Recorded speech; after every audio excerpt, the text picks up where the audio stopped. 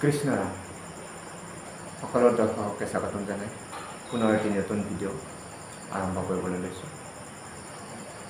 আজিৰ ভিডিঅ'টিৰ মূল বিষয় হ'ল অনিদ্ৰা অৰ্থাৎ টোপনিৰ সমস্যা নিৰাময়ৰ উপায়।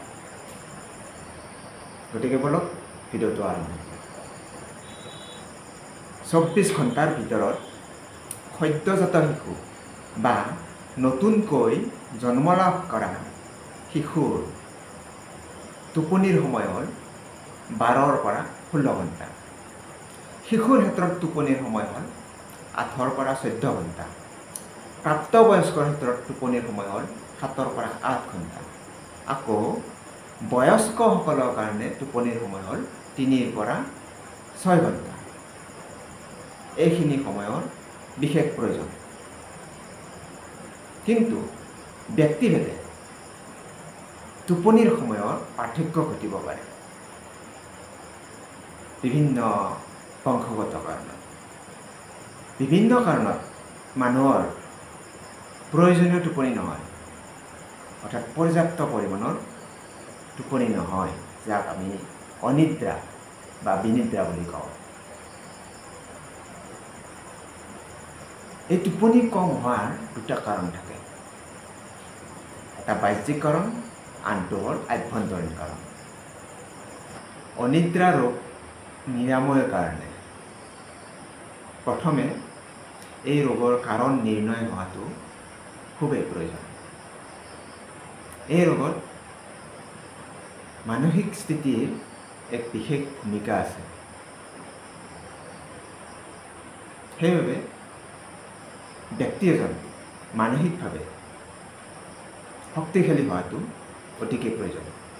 আৰু ইয়াৰ কাৰণে ধ্যান, প্ৰাণায়াম, যোগাসন আৰু কাউন্সিলিং উপযোগী। কিছুমান ৰোগত ভুগি থকাৰ কাৰণে যদি টোপনি নহয়, তেতিয়া চিকিৎসকৰ পৰামৰ্শ মতে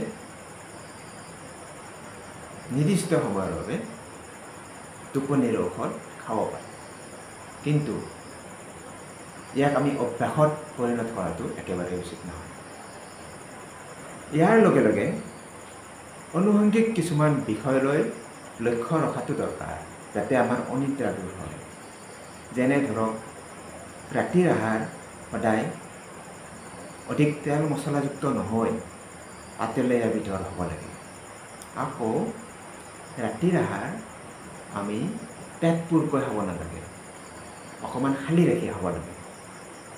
আকৌ অনিদ্ৰা ৰোগীসকলে টোপনি নাহিলে অযথা বিচনাত পৰি থাকিব নালাগে।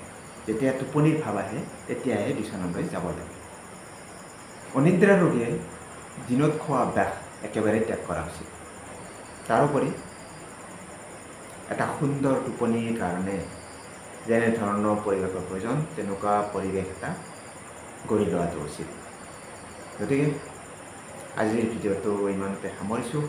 যদি ভিডিঅ'টো ভাল পালে সকলোৱে শ্বেয়াৰ আৰু ছাবস্ক্ৰাইব কৰিবলৈ পাহৰি নাযাব। কৃষ্ণ।